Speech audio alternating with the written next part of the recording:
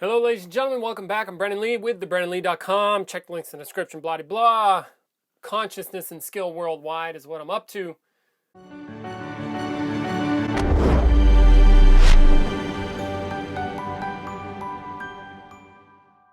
Back to Adventures in the Forum. So this is from Michael Schultz. Michael, again, let's see. So last video. So this video is in reference to the video I posted before, considering balance.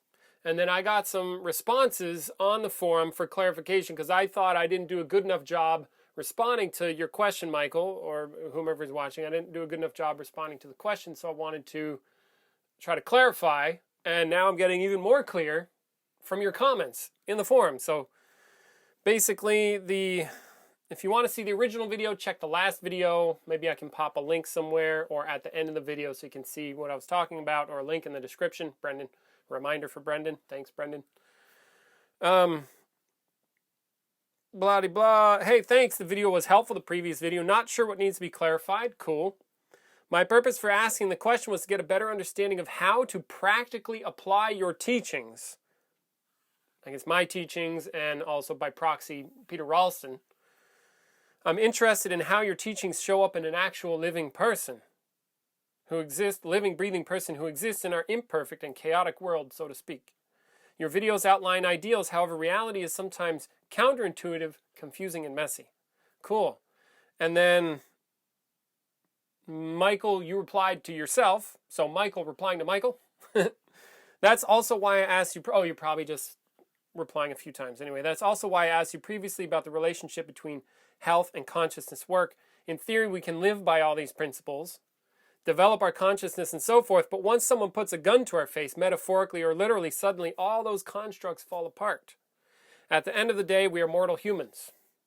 You're nothing but a mortal, haha. So in essence, I'm interested in a more realistic version of how a person would live by your teachings. And then the last comment, in retrospect, I may have come probably off as critical, but that was not my intention, and nor did I take it that way, so thank you. Great. This adds a whole different twist to our consideration, or to this video. My purpose in asking the question was to get a better understanding of how to practically apply your teachings, and also probably the teachings of Peter Ralston. So,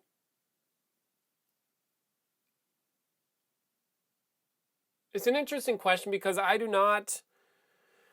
In the work that I do, I really am not about telling people how to live, or like what way to live, right?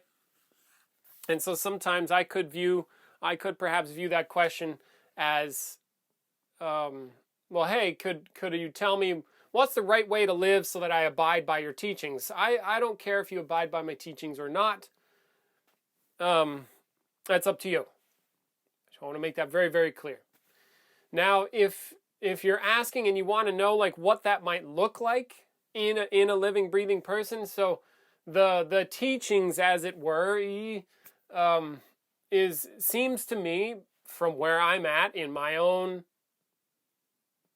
looking into things, is perhaps a couple of, as if principles come to mind. If you want to engage in this work and have it show up in your life, that is something that you have to choose to do. Again, I don't care if you choose that or if you choose something else. That is completely up to you, and that's in your court. Your life is yours to live it, and it's not my job to tell you how to live or what to do. Now, if you do want to engage with this type of work in a realistic and grounded way, as far as I can tell, one of the main things is honesty.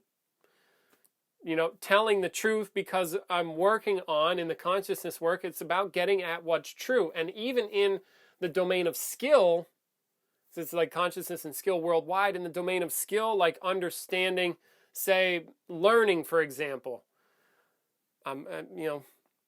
Honesty, questioning, curiosity are several things that come to mind right away. So say we take learning, and then we are applying this way of interacting with the world in a practical manner. I might start asking questions. Well, what is learning? And what's the reality of learning? Rather than a thought about learning. Does that make sense? I'm trying to get at answering your question. And I feel like I'm rambling. But it's like if I'm going to take on learning and understand and grasp what learning is, I have to tell the truth about what's there.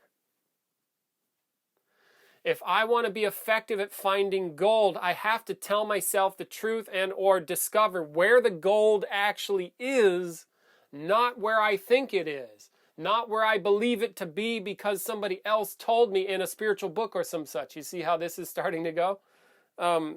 I need to relate to what's there. I need to relate to what's real. If I want to relate effectively, say, to something real, then I have to relate to what's real, which means I can't lie about it. You see, if I want to get really good at soccer or football, depending on where you live in the world, you see, and I want to kick the ball, I have to kick the ball where it is. If I could somehow lie to myself about where the ball is, and if my concepts don't relate to the reality, the realness of the ball, as real as I can get it, and we could even take it existential and, to the absolute, which is a whole other kettle of fish in the consciousness world, but relatively speaking, if I want to be skillful, I need to relate to what's there. Which means it's useful to be honest about what's there so that I can know what's there. Because there are certain aspects, say, in my own internal world where I might be hiding what's there.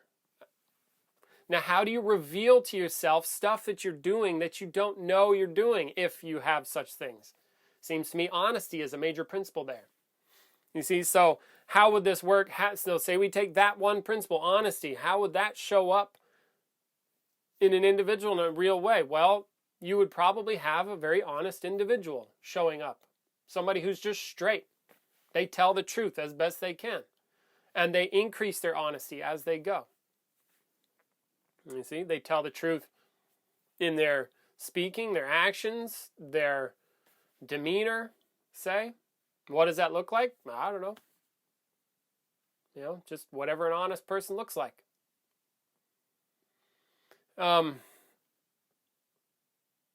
You see, and then another aspect of this, because you're asking, like, well, how do I live these teachings out? Like, honesty is a good one. Again, not telling you how to live, just like if you want to engage in this work, these are the things that I have noticed to be powerful over the years. Honesty, big time. Probably primarily, honesty. Tell the truth about what's really going on, and then get more honest, and then get more honest, and that will push you in the direction of what's true. Because it has to. That's how that principle works. The next thing, one of the things I notice is there's a curiosity. A wanting to know what things are, a looking into things, a willingness to look into things that will push you in a direction that I am this is in that direction. You see, we could push you in the direction of being a con man or a con person, right? Somebody who lies for a living and deceives people for a living, right? That's a direction one can go. But I don't do that. That's not what I'm up to. I am up to being as honest as I can, looking into things, considering things, wanting to know how things work, like in any domain, say, how does boxing work? How do I be effective in that? What is a punch? What is power? How do I use my body well, effectively? What is it to create power with a body? You see, so there's a curiosity, a looking into, a willingness to check things out. That seems to be if we were to bake a cake that is sort of aligned with this work, we'd throw in some ingredients, honesty, throw in some curiosity, yeah? A willingness to look into stuff. Yeah. Let's see, what else?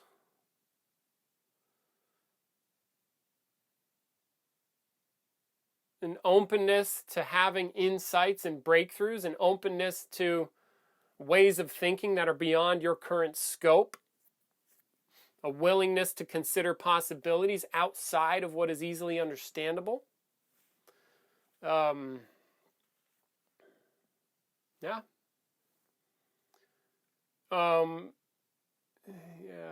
And then Because I think also I might be hearing in your question again. I don't know. Sometimes people are looking for the right way to live or the right rituals to do that is aligned with this work, or something that isn't, something they can do about it. And it also, yeah. So then I don't, I don't have a ritualized form, except we do lots and lots of contemplation. This is one of our primary tools. See, it's a tool for looking into what's true powerfully. We call it contemplation. These are things that, like, say, Archimedes did, perhaps, considering that whole water displacement thing. Einstein might have been a powerful contemplator. Isaac Newton might have been a contemplator. Buddha, contemplate looking into things. Ramana Maharshi considering things, you see. So there's like this, I try to break it up into maybe science and then spirituality, so we don't just get bogged down in one or the other. But this whole thing, Ralston is a powerful contemplator. I've done shitloads of contemplation. It's very powerful. It's a way of looking and considering and wondering about what's true and opening up to beyond what do I currently think is true?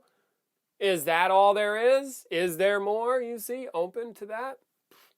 And then wanting to know. This is another powerful aspect. You see, but otherwise, it's like your question, I don't exactly know what your question is, so I'm saying some things as best I can. What does a person look like that does this?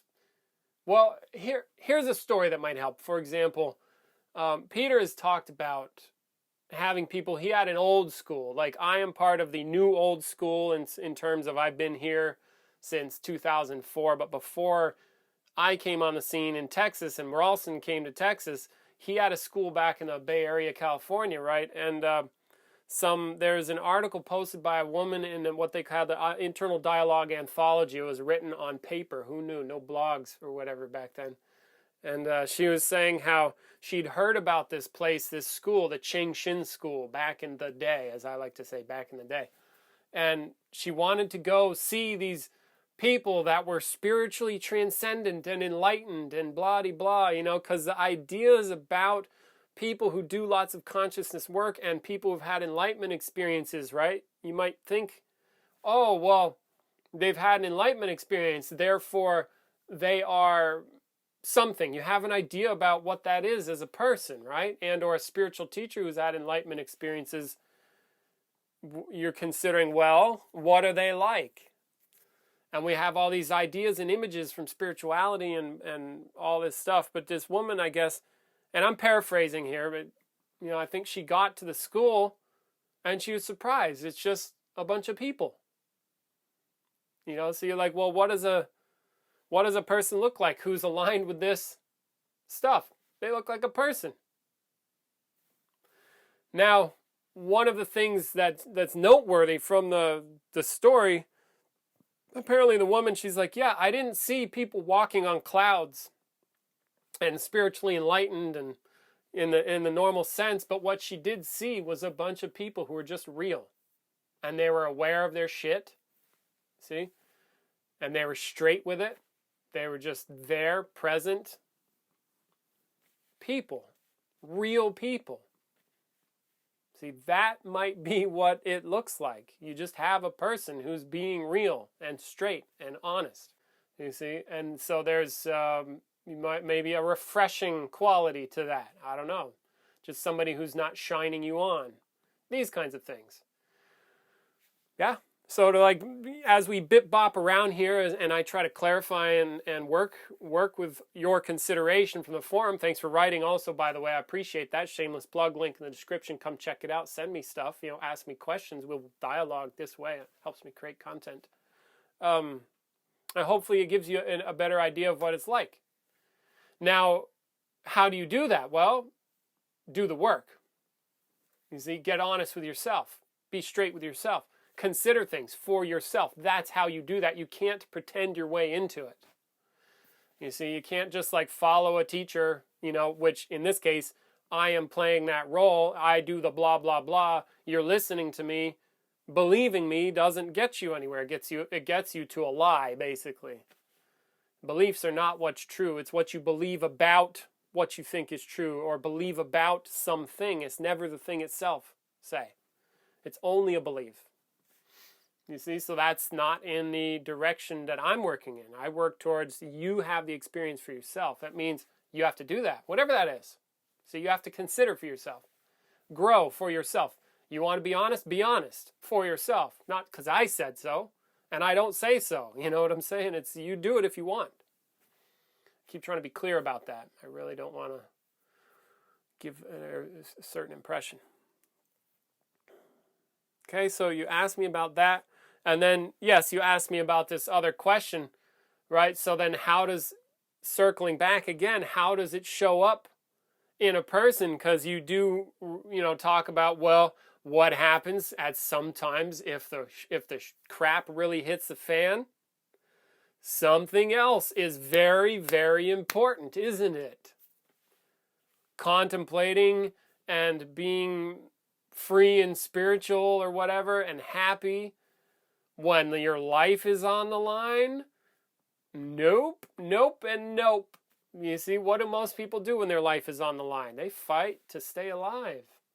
Now, how do you align to this work in those situations? Well, the first thing is notice that there's something going on that's really, really strong, isn't it? See, I'm quite safe right here. But I bet you like I said, I think I've said this before, if a tiger walked in through my door right there, I would be not shooting a video. Probably be going for a gun or something like that, or whatever. See? Or freaking out or screaming. I don't know what I would do, you see? All of a sudden, life is threatening. Holy fuck. So then, well, how do you align with this work then? Well, get honest about what's going on. Notice that. There is something going on that has me very powerfully moving in certain directions. What is that? What is that? See, now we're back in the work again, as if, what is it? Considering it. What is going on? Experientially, what's going on? You see, you could have read some books and heard tell about what's going on, but that doesn't really give you the reality, the experience of what's going on. And then you could question that. You could question it right in the middle of it. That would be something, but likely that's not going to happen. You would question after the fact. And otherwise, I think I've given you enough of a window there at least. There is no right spiritual path. There is no right path, period. That's just the truth of the matter. Look at how many billions of people on the planet, right? Each person doing something. Different cultures, different races. You have everything from Mother Teresa to mass murderers. I mean, that's quite a range. Is one wrong? Is the other wrong? Well, how do we determine wrong? There do seem to be some things that are inherently unhuman, which, if I identify as a human, well, that's going to be wrong. Like, hey, don't kill me. We don't like that, just generally speaking. Some people like to kill people. And they're what we deem like they're messed up. Is that wrong? In this work, we notice that right and wrong is applied. If we don't apply right and wrong, what are we left with? Well, somebody who likes to kill other people and their mind doesn't work well for society. It just doesn't work well. They're twisted up in their mind, and then bad things happen. Say, is it wrong? Ultimately, of course not. Why? Well, because they're going to die along with everybody else. And then, is it right or wrong, you see?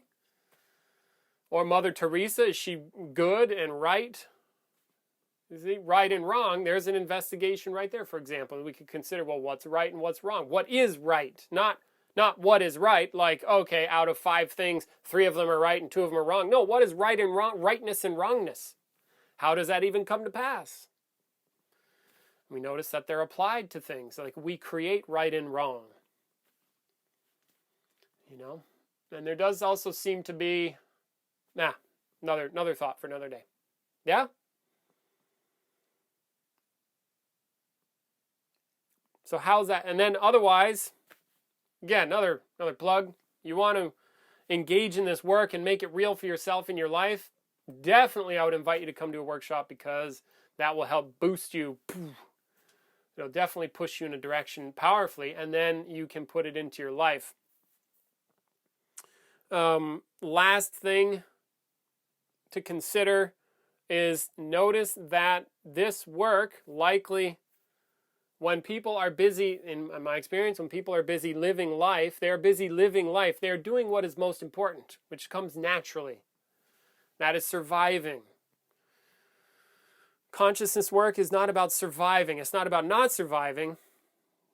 See, but it has nothing really to do with getting this job of survival done, nor does it really help.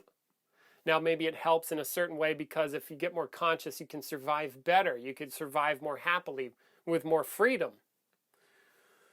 But, it doesn't like put food on the table just because you contemplate, So what I'm trying to say with that is, in my experience, when people are living life, that's what they're busy doing. They're not busy grasping what life is. They're busy living it or trying to manage it. They're not busy grasping it.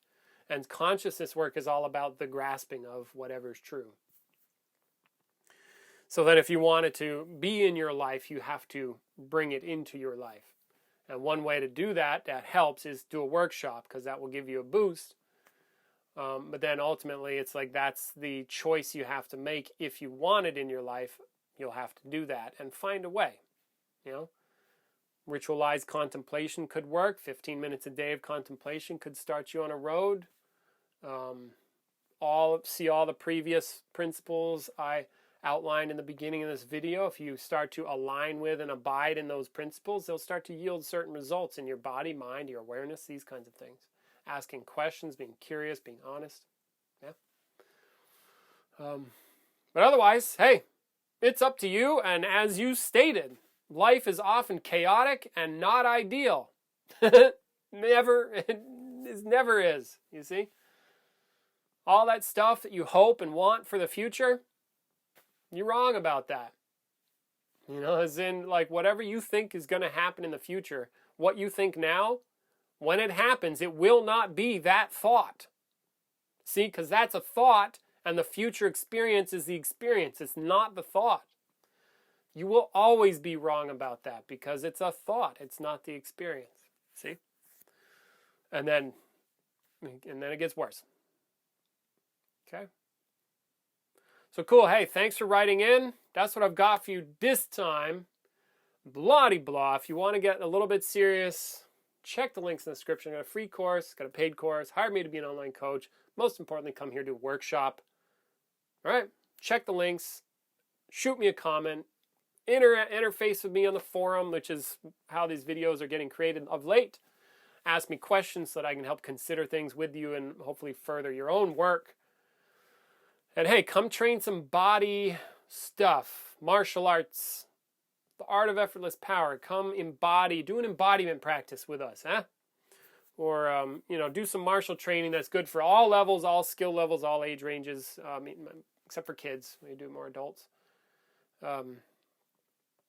Come get in your body. Have some greater body awareness. We also have those types of workshops. So that's it for now. Much love. Thanks again for writing in on the forum. Till next time, I'm Brendan Lee with thebrendonlee.com in support of consciousness and skill worldwide, which is founded by Peter Rawlinson. Ciao for now.